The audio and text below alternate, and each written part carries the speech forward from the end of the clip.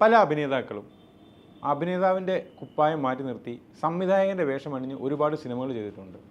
എന്നാൽ അതിലുപരിയായിട്ട് ചില അഭിനേതാക്കൾ സ്വന്തം സിനിമ തന്നെ സംവിധാനം ചെയ്തിട്ടുണ്ട്.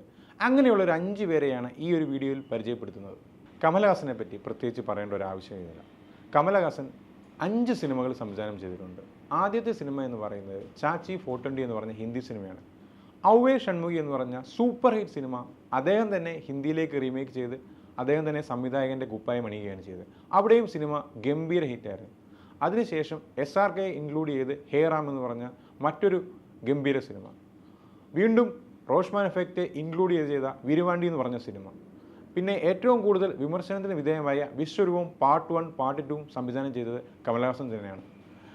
ഇതിലുപരിയായിട്ട് അദ്ദേഹത്തിൻ്റെ തന്നെ ഡ്രീം പ്രോജക്റ്റായ മരുതനായകം ഏകദേശം പകുതി വരെ ഷൂട്ട് ചെയ്തപ്പോൾ അത് സംവിധാനം ചെയ്തതും ഈ കമലഹാസൻ തന്നെയാണ്. മലയാളത്തിൻ്റെ സൂപ്പർ സ്റ്റാറാണ് പൃഥ്വിരാജ് സുകുമാരൻ. അദ്ദേഹം 100-ലധികം സിനിമകളിൽ അഭിനയിച്ചിട്ടുണ്ട്. പൃഥ്വിരാജും സംവിധായകൻ്റെ കുപ്പായം അണിയുകയുണ്ടായി. ആ ഒരു സിനിമകളിലെല്ലാം പ്രധാന വേഷങ്ങളിൽ പൃഥ്വിരാജ് തന്നെ എത്തുകയുണ്ടായി. എമ്പുരാൻ പ്രധാന വേഷത്തിൽ പൃഥ്വിരാജുണ്ട്. ലൂസിഫർ പ്രധാന വേഷത്തിൽ പൃഥ്വിരാജുണ്ട്. ബ്രോ ഡാഡി അതിലും പൃഥ്വിരാജ് തന്നെ പ്രധാന വേഷം കൈകാര്യം ചെയ്യുകയുണ്ടായി. എന്നാൽ ഇപ്പോഴിതാ വരാൻ പോകുന്ന ടൈസൺ എന്ന് പറഞ്ഞ സിനിമയിൽ സംവിധായകനായും നായകനായും ഒരുപാട് സിനിമകളിൽ അഭിനയിച്ച് കഴിവ് തെളിയിച്ച വ്യക്തിയാണ് ജോജു ജോർജ് എന്ന് പറയുന്നത്. ഇപ്പോൾ തന്നെ തമിഴ്, തെലുങ്ക് അടക്കം പല ഭാഷകളിൽ അദ്ദേഹം അഭിനയിച്ച് കയ്യടി നേടിയിട്ടുണ്ട്. അദ്ദേഹവും സംവിധായകൻ്റെ കുപ്പായം അണിയുകയുണ്ടായി. പണി എന്ന് പറഞ്ഞ സിനിമയിലാണ് നായക വേഷവും സംവിധായക വേഷവും ജോജു ജോർജ് കൈകാര്യം ചെയ്തത്. ആ ഒരു പണി എന്ന് പറഞ്ഞ സിനിമ ഗംഭീര റിപ്പോർട്ട് നേടി സൂപ്പർ ഹിറ്റായ സിനിമ കൂടിയാണ്. അതിൻ്റെ മേക്കിംഗ് തന്നെ എടുത്തു പറയേണ്ട ഒരു ഹൈലൈറ്റാണ്. അപ്പോൾ അത്രയും വർഷത്തെ ഒരു പരിചയം ഉപയോഗിച്ചാണ് ജോജു ജോർജ് പണി എന്ന് പറഞ്ഞ സിനിമ ഇംപ്ലിമെൻറ്റ് ചെയ്ത് ഗംഭീരമാക്കിയത്. കന്നഡ സിനിമയിലേക്ക് പോവുകയാണെങ്കിൽ ഋഷഭ് ഷെട്ടി എന്ന് പറഞ്ഞ നടനെ നമ്മൾ ഏറ്റവും കൂടുതൽ അടുത്തറിയുന്നത് കാന്താര എന്ന് പറഞ്ഞ സിനിമയിലൂടെയാണ്. ഈ ഒരു കാന്താര എന്ന് പറഞ്ഞ സിനിമയിൽ ഗംഭീര പ്രകടനമാണ് കാഴ്ചവെച്ചത്. എന്നാൽ ആ ഒരു സിനിമ സംവിധാനം ചെയ്തതും ഋഷഭ് ഷെട്ടിയാണ്.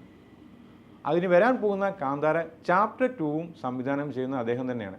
അദ്ദേഹത്തിൻ്റെ ആദ്യ സിനിമ എന്ന് പറയുന്നത് റിക്കിയാണ്.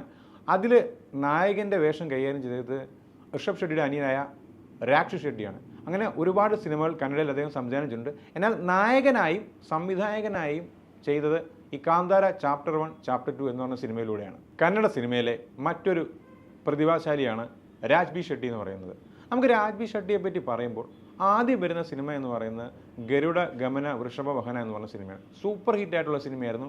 ഒരു വെറൈറ്റി തരത്തിലുള്ള മേക്കിംഗ് ആയിരുന്നു ആ ഒരു സിനിമ. ആ ഒരു സിനിമയിലെ പ്രധാന വേഷം കൈകാര്യം ചെയ്തത് രാജ് ബി ഷെട്ടിയാണ്. അതിലുപരിയായിട്ട് ആ സിനിമ സംവിധാനം ചെയ്തതും അദ്ദേഹമാണ്. ഇത് കൂടാതെ അദ്ദേഹത്തിൻ്റെ ആദ്യ സംവിധാന സംരംഭം എന്ന് പറയുന്നത് ഒണ്ടു മൊട്ടേ കഥ എന്ന് പറഞ്ഞ സിനിമയാണ്. ഒരുപാട് പ്രശംസ കേടിയ സിനിമ കൂടിയായിരുന്നു ഈ ഒണ്ടു മൊട്ടേ കഥ എന്ന് പറഞ്ഞ സിനിമ. പിന്നീട് അദ്ദേഹം സംവിധായകൻ്റെ കുപ്പായം അണിയുന്ന സിനിമയാണ് സ്വാതി മുത്തിന മലേഹനിയ എന്ന് പറഞ്ഞ സിനിമ. അപ്പോൾ ഗംഭീര അഭിനേതാവ് എന്നതിലുപരിയായിട്ട് ഒരു മികച്ച സംവിധായകൻ കൂടിയാണ് രാജ് ബി ഷെട്ടി എന്ന് പറയുന്നത്. അപ്പോൾ സ്വന്തം സിനിമ അഭിനയിക്കുകയും സംവിധാനം ചെയ്യുകയും ചെയ്ത വ്യക്തികളാണ് ഇവരൊക്കെ. അപ്പോൾ ഇവരെ കൂടാതെ മറ്റു പല അഭിനേതാക്കളുമുണ്ട്. അപ്പോൾ നിങ്ങൾക്കറിയാവുന്ന സംവിധായകൻ്റെ വേഷവും നായകൻ്റെ വേഷവും ഒരുമിച്ച് കൈകാര്യം ചെയ്ത വ്യക്തികൾ ആരൊക്കെയാണെന്നുള്ളത് കമൻറ്റ് ചെയ്യാൻ മറക്കല്ലേ.